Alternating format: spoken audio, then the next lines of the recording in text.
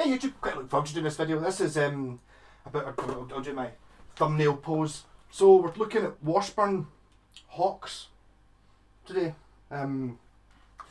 Yeah, so Washburn are my favourite guitars. You probably might already have guessed that. I've got quite a lot of them kicking about. Even with my black guitar collection, there was a couple of Washburns in there.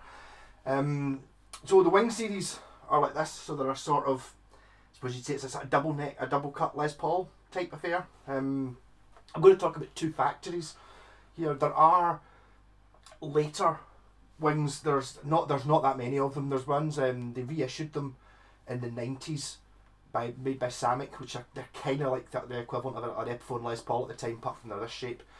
But two facts I'm talking about are Yamaki, which were a wee Japanese company owned by two brothers. We know quite a lot about that because I've got a Facebook page called Washburn Guitars: The Golden Era.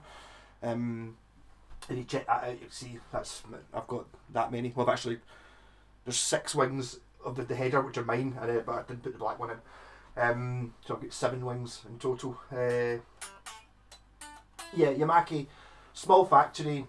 They made acoustics for and some electrics, but not that many. For pretty much just for the Japanese market.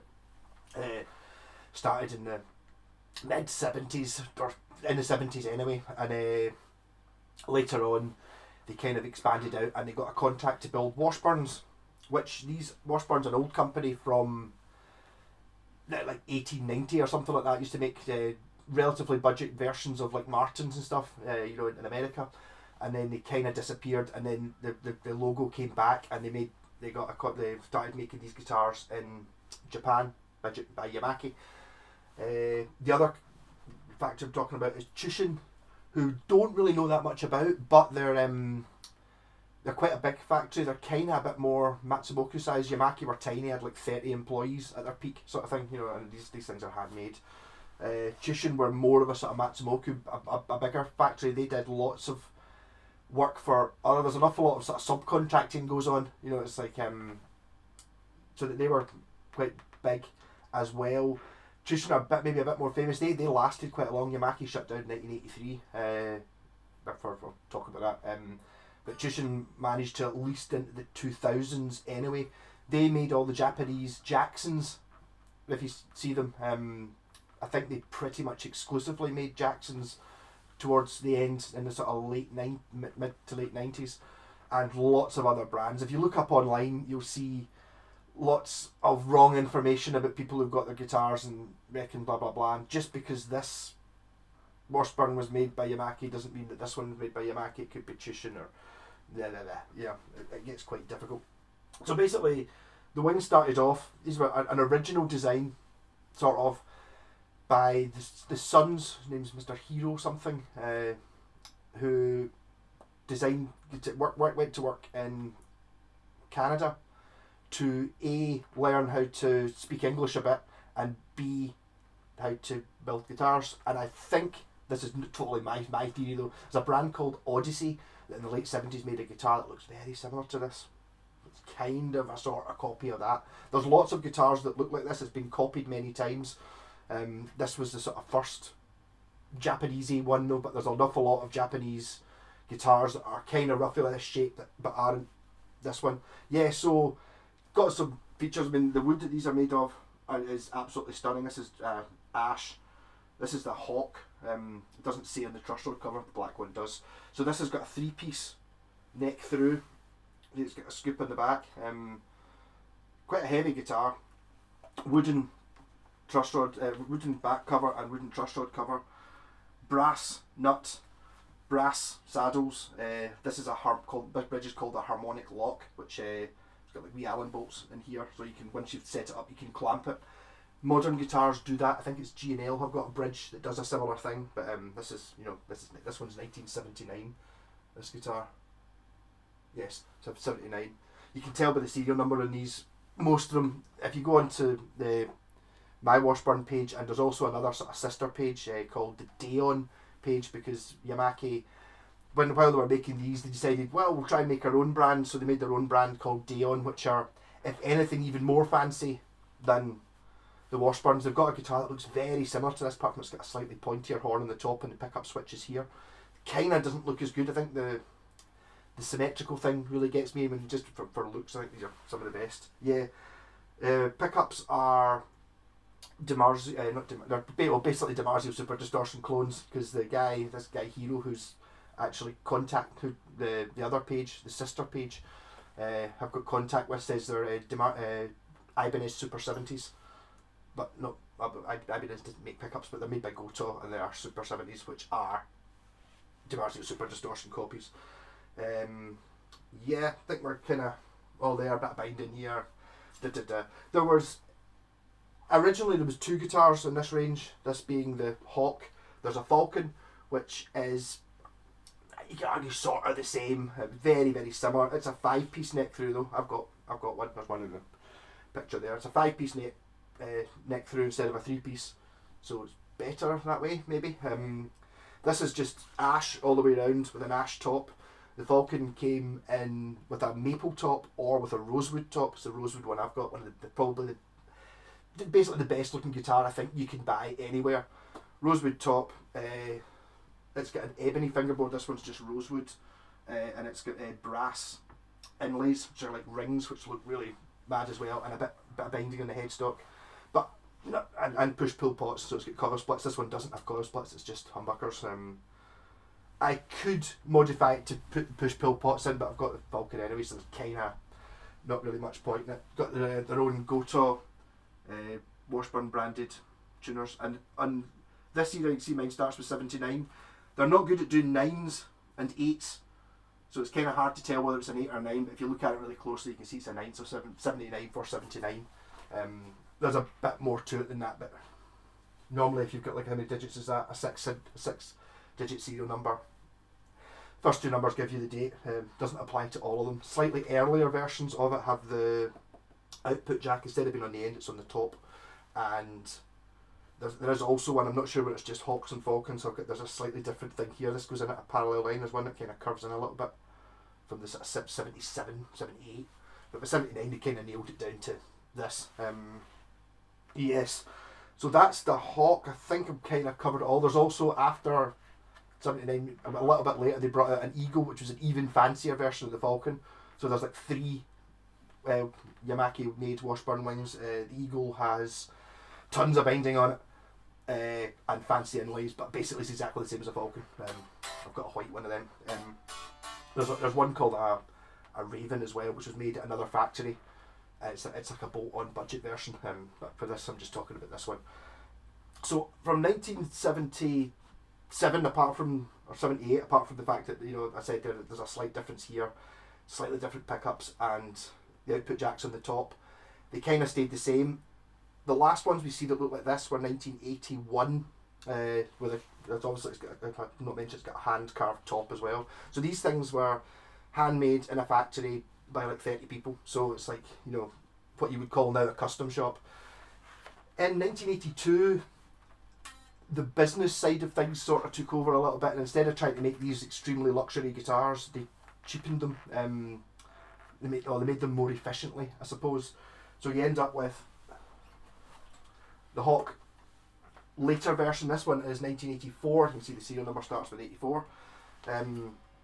This change happened in 82, and we don't know, or I don't know, whether Yamaki were building them or whether they'd started subcontracting out to Chushin. This one's 84, so it's made by Chushin because Yamaki went under in 83. But from 82, they started looking like this. So they're kind of a bit more modular. Flat top, a set neck instead of the neck through. And by this point, I've looked at this before. This one actually says Hawk on the truss rod cover. They don't all do that. There's not very much difference between any of the models when it gets to this either. The Hawk, the Falcon and the Eagle are basically the same guitar with slightly more binding put on. Yeah, this Hawk does actually have push-pull pots, which was only in the Falcon and the Eagle from later on. And also the big difference between an Eagle and a Falcon of this era was it's got this belly cut, whereas this one's just solid like that. So if you've got one you're not sure whether it's a Hawk, a Falcon or an Eagle, the belly cut tells you. that's only for these ones, which are, as I said, carved top and neck through with this big scoop on the back, being the original ones. Yeah. So just if you're looking for one of these are the two most common ones. Although this one does have a Floyd Rose on it. They didn't originally come with a Floyd Rose. They originally came with basically a rubbish bridge, which is sort of Floyd Rosey, but the bass plates crumble on them. I've got two guitars that have originally had that. This and the Tour 24 there have had this other bridge on it, and basically the bass plate kind of turns to mush after 20 years, so you need to put another one in. This has actually got a Scholler Floyd in it, which dropped in really easy. I just had to shave off the slightest bit round the side so it didn't rub on the body, but works fine. Interestingly, it's also got you get your Floyd Rose clampy thing, but actually it's not quite, because this actually has a nut behind it. So it's got a nut and then the clamp, but they're really close together, which I thought was pretty cool. I like this switch tip, which is a big lever thing, like a go-to switch. This is actually off that other telly, but I'll go into that at some point. Yeah, this one's actually quite rare. I've never seen another one. Although I said they're all kind of the same. The Hawks and Vulcans and all that. I've not actually seen a Hawk like this. More common to see it as a BBR, which is basically this exact guitar, apart from the white bits are red, so it's like black and red, which was a big thing in sort of 1984. You see some of them, but even then, I've never seen a BBB. Same with the Tour 24 I've got there, which I've never seen one with white on it. It's normally the one with the red on it. Yeah, so there is quite a big difference between the two. The prices of these things are rocketing, really are. I mean, I'm maybe partly down to idiots like me putting stuff on YouTube telling you how good they are. But I mean, I would put this up against any Les Paul, and it absolutely wipes the floor with it. And this is the baby model. This is the Hawk. Falcon and the Eagle are more expensive and more fancy. But I mean, it's something else. I mean, I've played plenty Les Paul standards and stuff like that, and it's like, yeah, they're not as good. They just aren't. Maybe make some noise with it, I suppose.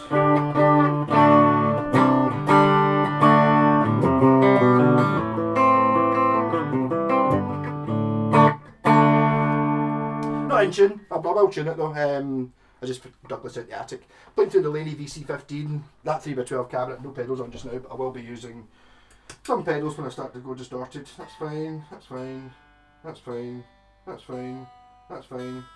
It's a wee bit high.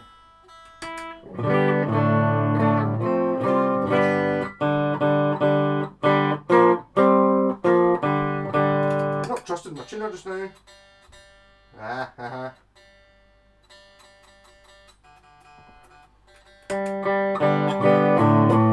Happier. Yeah, so let's bridge pick up clean.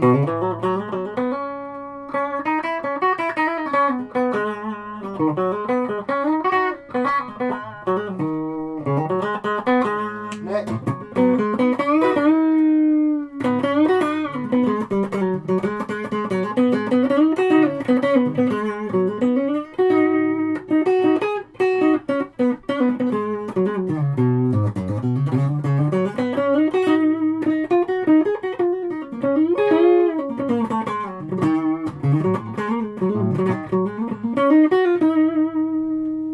You may be able, I don't know how obvious it is noticing it, but the sustain on this guitar, or on this level of guitar, is just ridiculous.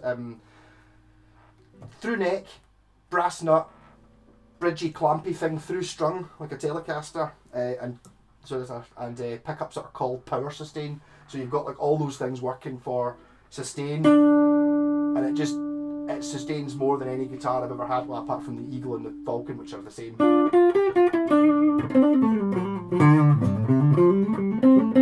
Got a bit more distortion on. US Dream pedal.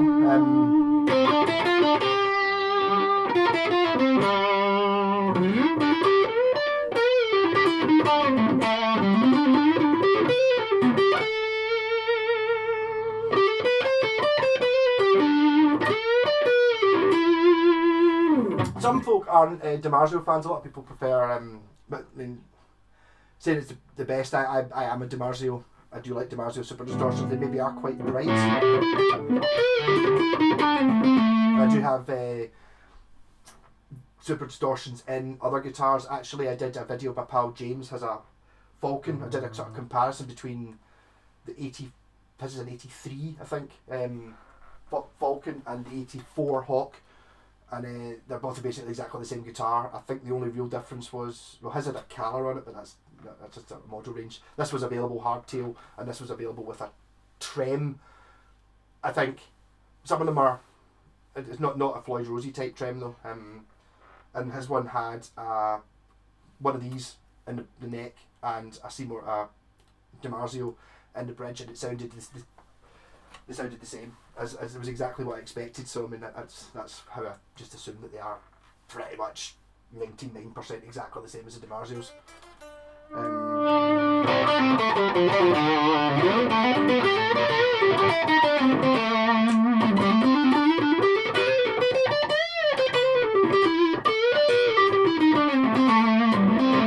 Yeah, so I'm not actually sure when this production change came over, or whether Yamaki still made these in '82. The fact we know the factory closed in I think it was the spring of '83, but I think problems had maybe come along before that.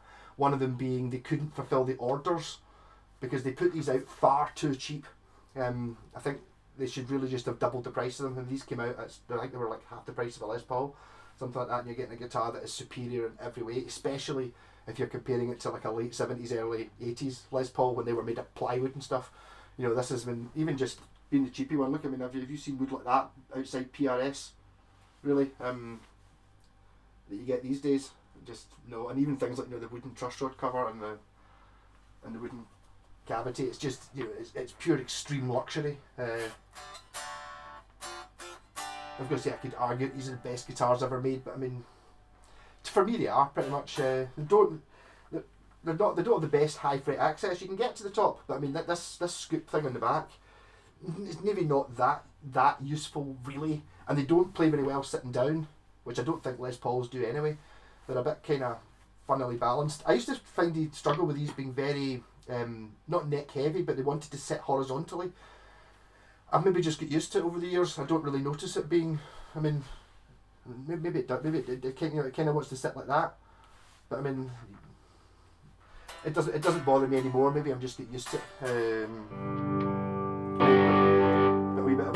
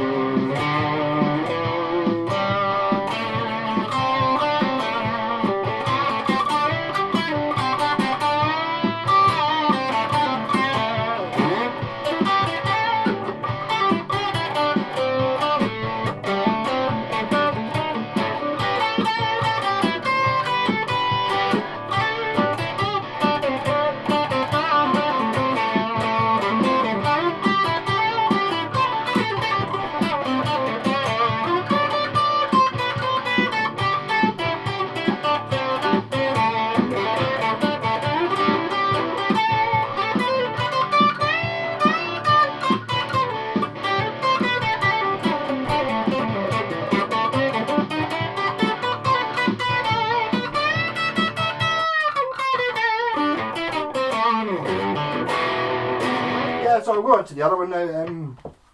It's a sort of shootout between them. I don't want to be mocking this level because I mean these are still pro level guitars.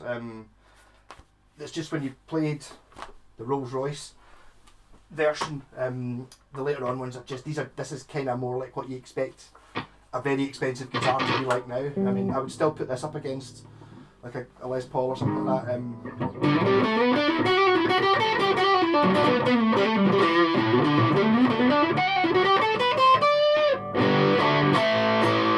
That's close enough to being in tune. I was playing this yesterday in my 10 black guitars thing, which I thought was a great idea. I didn't think it really got that many views. Nobody commented. I was going to. I did it as a sort of competition where you could win a Mad Malco t-shirt, which I'm getting.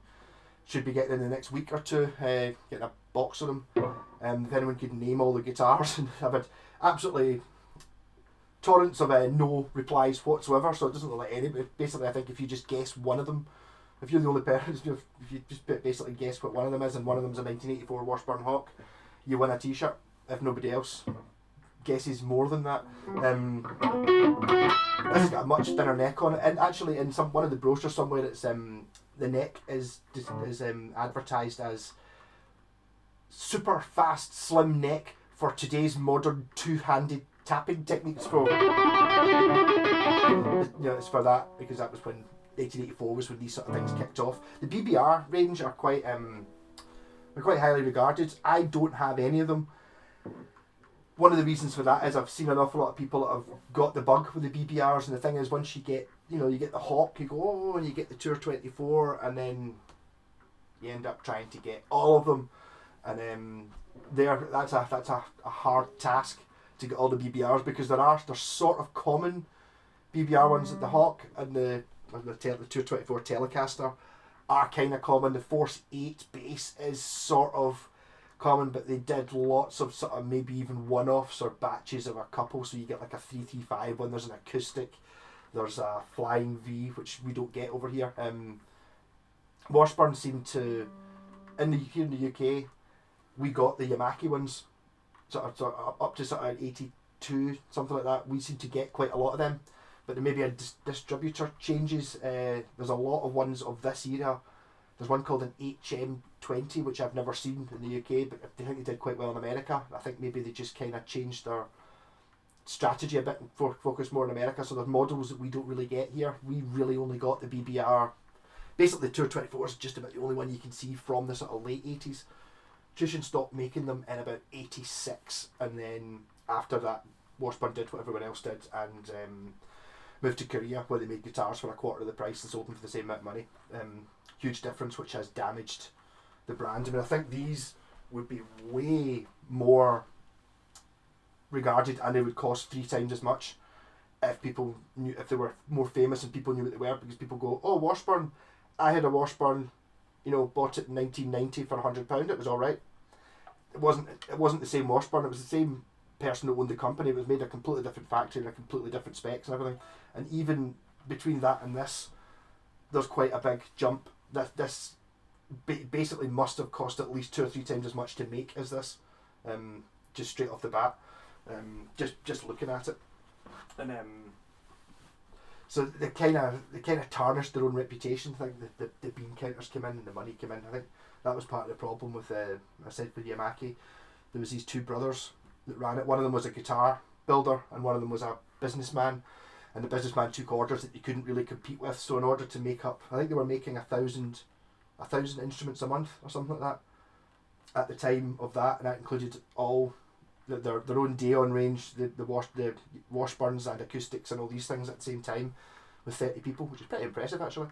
And then they were getting orders for 3,000. So the only way they could really make the 3,000 was to, make some kind of like what the Glasgow curry.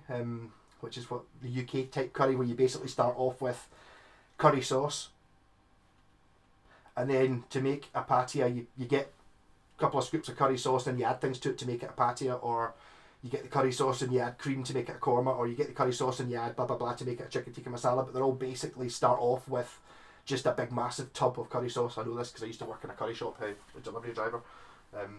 So basically you just get It's kind of that idea where you just get a standard body. Actually, someone showed up. There's one of these that I've never seen before. Showed up on Facebook. So now the guy wants a lot of money for it though. A T-Bird Deluxe, which it looks like exactly the same body as this, apart from it's a bolt-on neck. And the only other thing I could really notice that was different is the knobs are like it's only got 3 knobs and they're in a line, and the pickup switch is here. Apart from that, kind of the same guitar again. So they're just basically making, I think is it the Model T type thing where you just keep making the same thing and then you just dress it up differently. There's a stage in the process where they put different binding on it or more binding. This has actually got a bound neck, I think. Yeah, this has got a bound neck. It's black though, so you can't see it. I don't think the headstock's bound. I'll change my mind right there. The headstock's bound as well in black. So I really don't know what the difference between this and the Falcon was of this era. Apart from it says Hawk on it. I suppose it's got the push-pull pots, but I think that was just the idea. I don't think push-pull pots really add that much to the production process. I also noticed that seeing below this, it's got it's kind of routed out. I don't know, you can't see it because of the reflection. But there, I am below these pots. It's got like an indent. The Falcon and the Eagle both have that, but that Hawk doesn't. By the time it got to this stage, I think they all had push-pull pots because they probably looked at it and went, oh, hold on, it only costs an extra $5 on the guitar to put push-pull pots in, and people might want that. So this one does single coils, which that one doesn't do.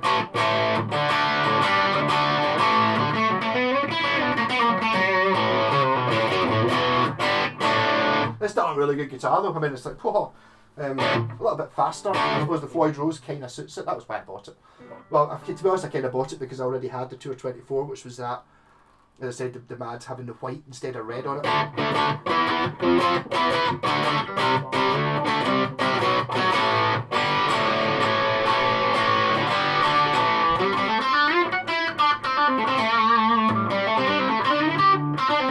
And I would probably have fitted coil splits to that Hawk if I didn't have the Vulcan and Eagle, which have got the coil splits in them anyway. That sounds pretty good for a single coil on the neck.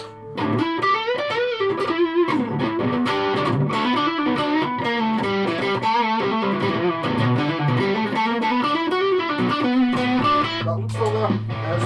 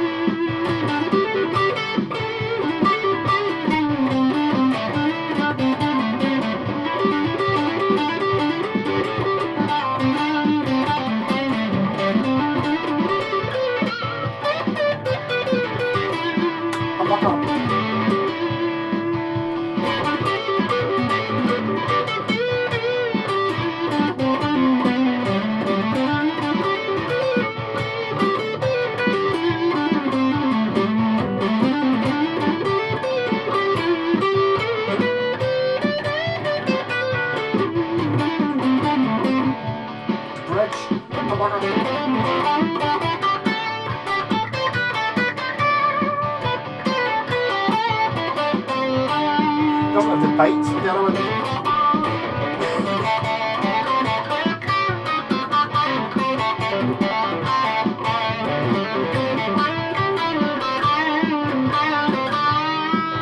Single.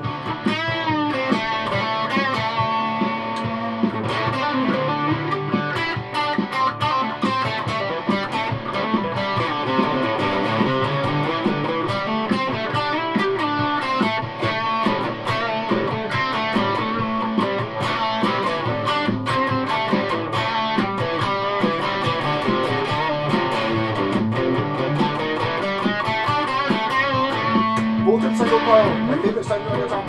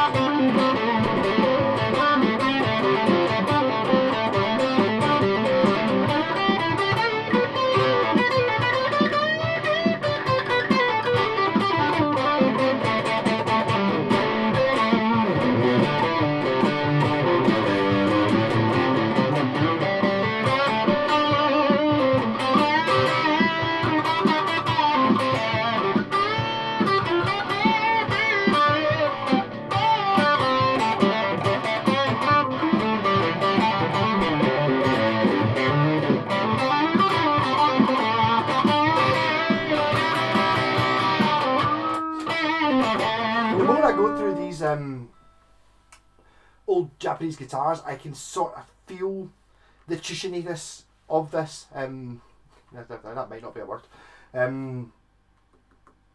Yeah, I did a couple of Jacksons last year. Just wired them, my pal Scott, and they feel like this.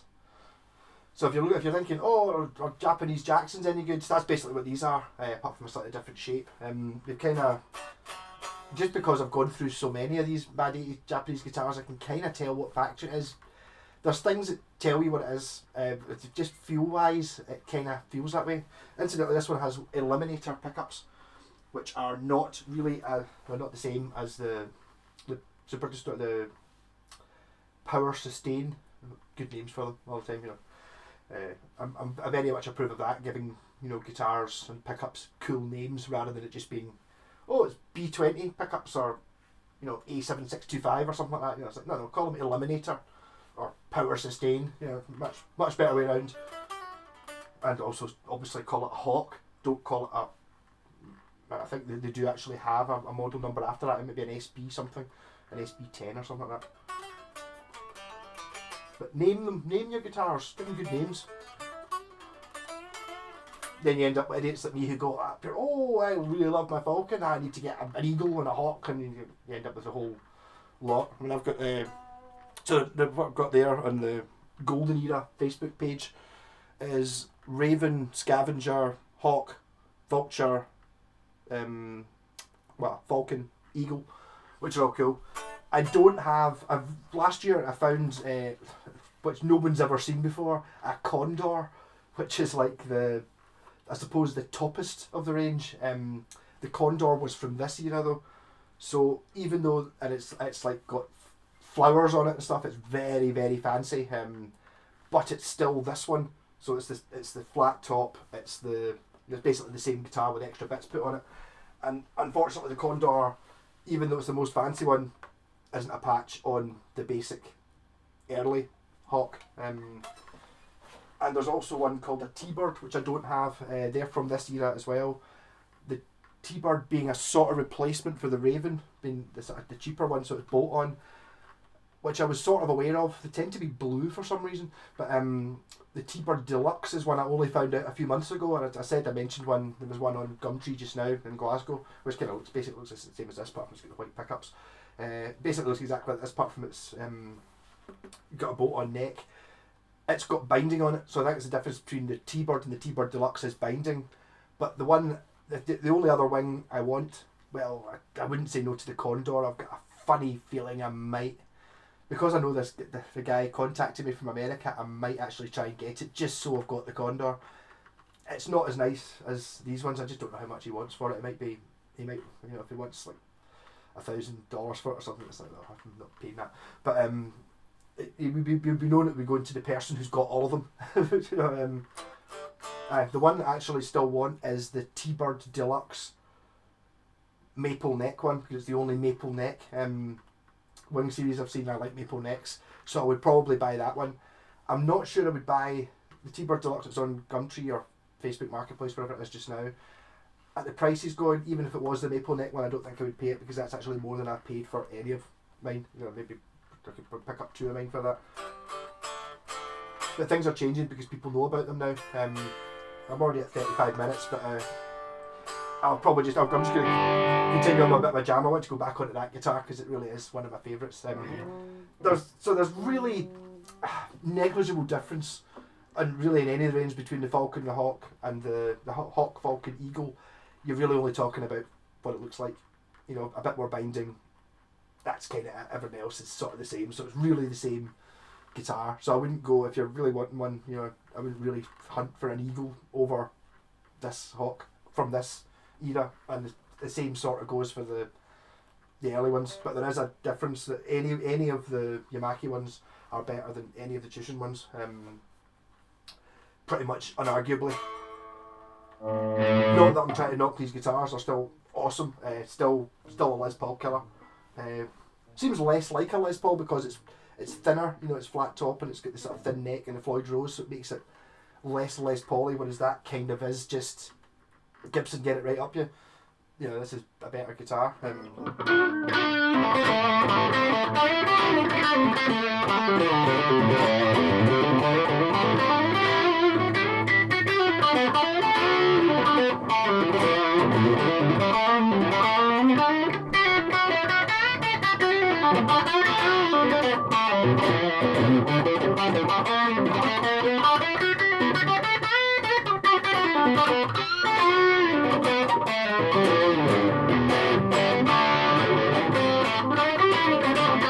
Even then, these can still be had for sort of your kind of Epiphone money, and Epiphone have never made anything that plays like this, just at this quality level. Well, I think if you go back to the 80s when we were making them in Japan, but I'm talking about modern era, your sort of Samick onwards, Les Pauls and SGs, I mean, that's just absolutely wipes the floor with them. Like, from 100 miles away, there's absolutely no comparison. You're better off with this with 4 strings on it than you are with it's a better guitar that way.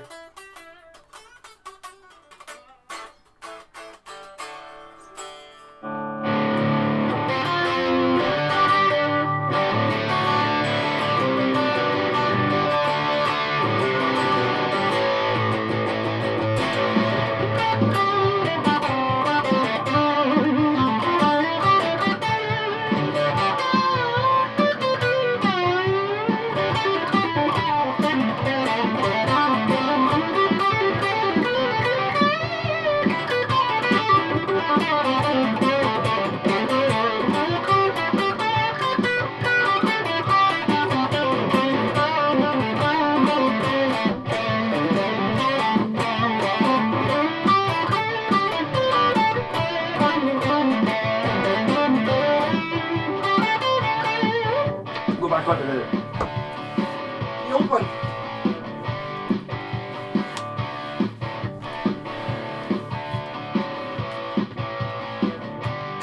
So no Floyd Rose this time.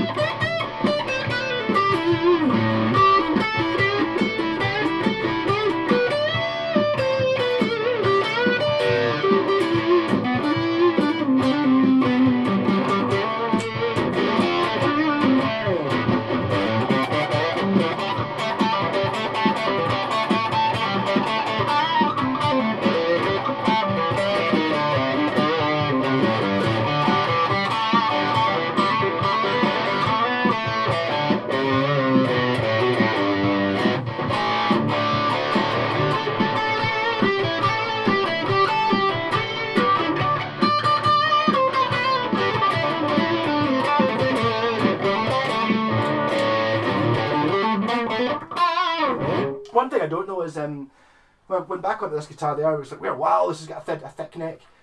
But see, this Hawk, this is a 79 Hawk. My Falcon and Eagle are from 80 and 81. They've got a much fatter neck than this one. When I got this one, it was like, it's got a thin neck. Whereas I've just come from that one, so it's like, it seems like a fat neck. But basically, these guitars, if you're going to be buying, if you want the best guitar you can get, try and find a Yamaki one, and they're just unbelievable. I can only see these going up in price. I mean, I was going to say I don't think you get guitars like this anymore. I think you do probably. I think probably once you're up at a $5,000 PRS, you're probably talking about a guitar that's kind of like this. And saying that, I have played my pal Aaron. He likes buying very, very, very expensive guitars. I don't think quite very, very expensive as the one that they tried out. It was in Guitar, and they had a Les Paul 58 reissue, and it was $7,000, something like that. And he's like up here, and he was a bit scared to play it. Doesn't like showing off. I don't mind showing off. In front of in the guitar shop, I'll just bleh! You know what I mean? Arrogance is what makes a lead guitarist. And I was playing this $7 or $8,000 Les Paul, and it wasn't even nearly as good as this guitar. I'm sorry, it's like, even just down to, it was kind of aged. So see, like the binding on this, which should be white, has gone a sort of yellow colour because it's 40 years old, or 42 or 43 years old.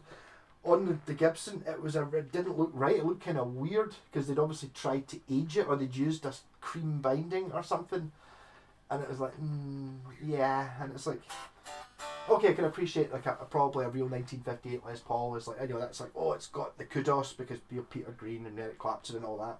This doesn't really have that, but it's also not a Les Paul, so people don't know what it is. Oh, what's that weird looking guitar? Is that a hammer? A Hamer you often get, because Hamer did one that was kind of similar shape to this.